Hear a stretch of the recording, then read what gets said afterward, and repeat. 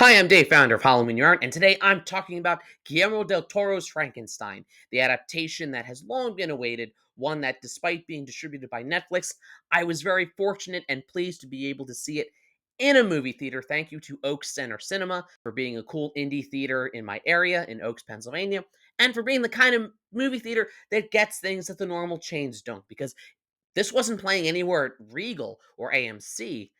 But I was, like I said, seeing it on the big screen was the way to see it. I'm so glad I got to see it, and I'm so happy to be talking about it here with all of you today. So, how was it? Let's get into it.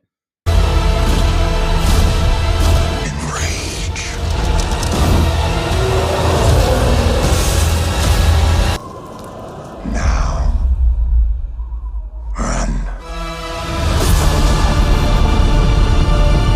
This is definitely more so in the vein of the 1994 movie Mary Shelley's Frankenstein, directed by and starring Kenneth Branagh, than it is, say, Del Toro's version of the 1931 Universal Monster movie. It is very book accurate.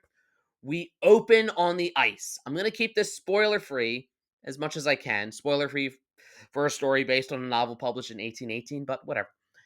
We open on the ice, with the crew stuck in it, and the creature and Dr. Frankenstein out on the ice. And the movie itself very much feels like a novel in that we have our prologue, and then we have Victor telling his story.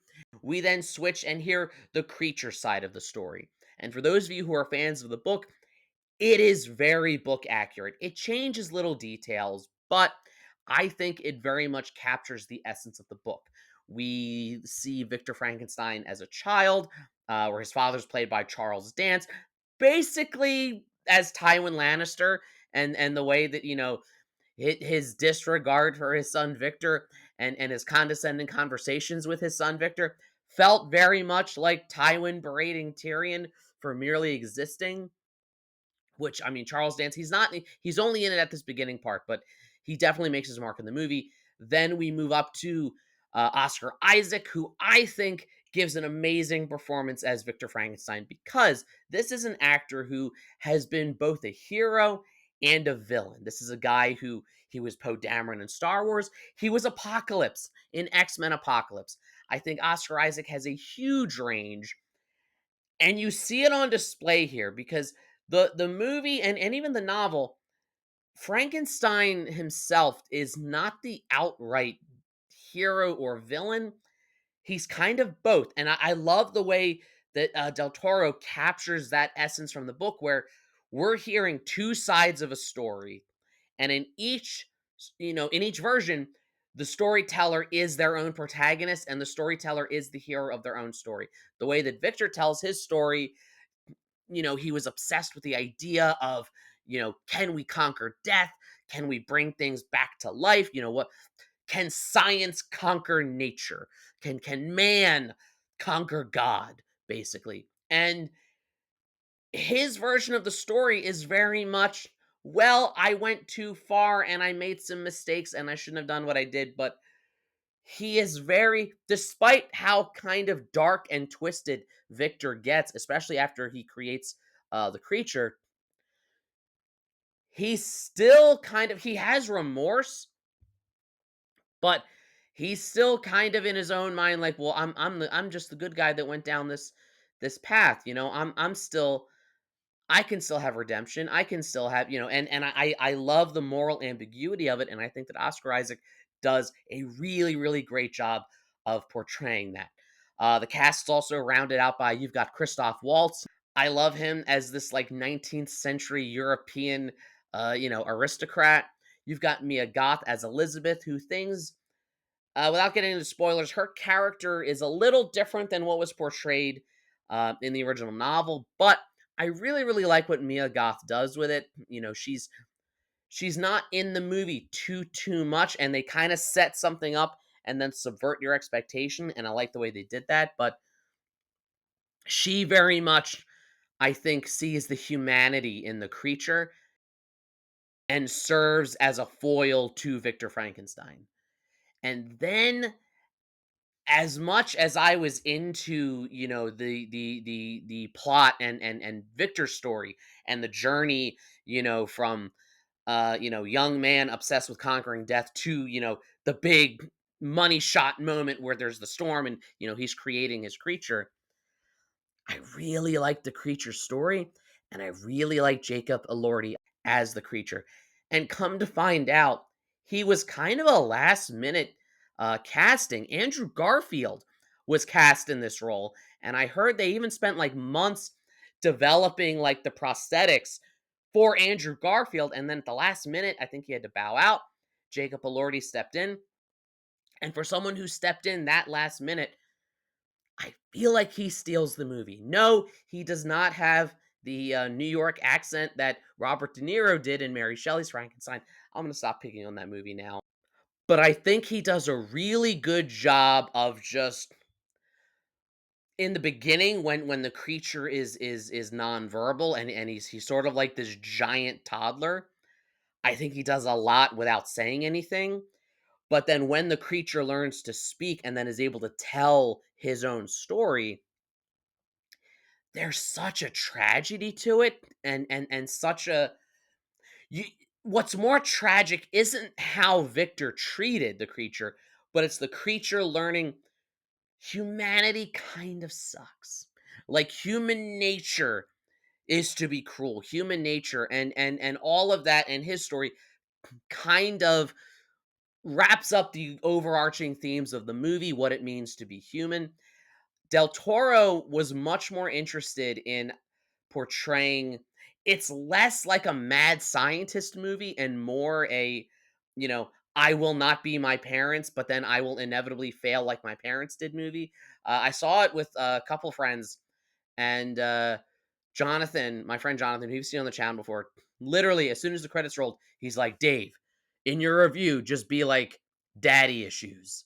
That's the whole movie. Just daddy issues. And yes, that is very much the primary theme at the front and center of Guillermo del Toro's Frankenstein. But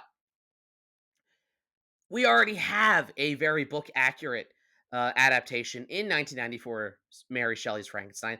I swear, it's the last time I'm going to bring up that movie.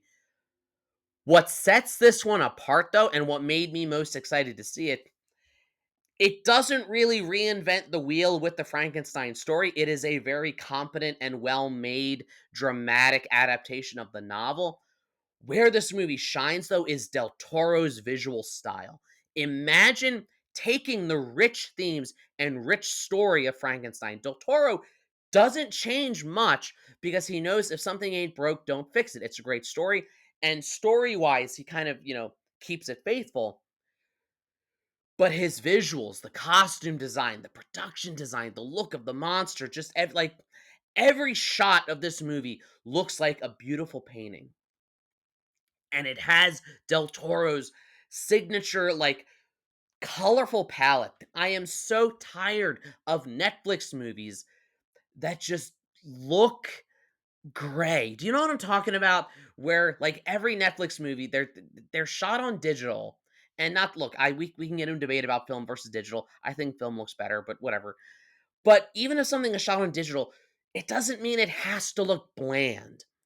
This movie visually is anything but bland. It has Del Toro's signature visual style, and it's just a beautiful movie to look at visually. To see it on the big screen was quite the privilege and the experience.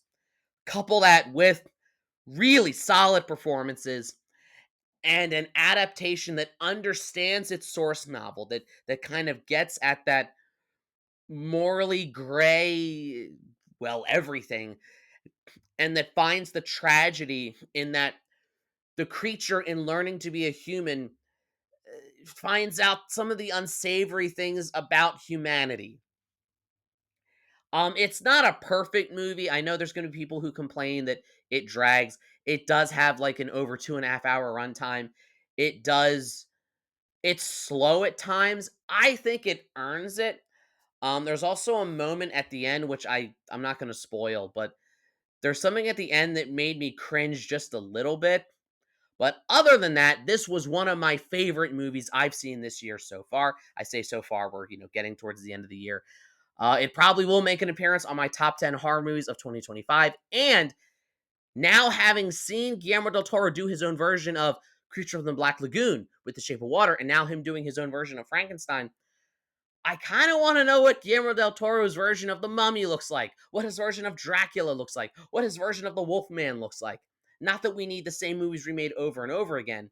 And I love that del Toro will still do, his own original movies here and there. I'm a huge Crimson Peak fan, and the style and even like the costumes in this movie very much felt like they fit in with Crimson Peak. Although that was more Victorian, this is kind of pre-Victorian. But the point I'm making is Del Toro is one of those few filmmakers out there that just let him do what he wants and let him just flex his visual storytelling style, and you get a movie like this. But hey, these are just my thoughts. These are just my ramblings. This is just my review. This is just my channel. If you don't like it, get your own. I'm kidding. I'm kidding. Watch mine. Did you get a chance to see Guillermo del Toro's Frankenstein in theaters? If you did, please let me know in the comments what you thought of it. If not, I guess we'll all watch it come November 7th on Netflix. Like, share, subscribe, all the YouTube stuff. If you don't, you may end up making a grand creation that completely revolutionizes the field of science and life as we know it, but then that creation tries to kill you because you were kind of a jerk to it. And as always, every day is Halloween.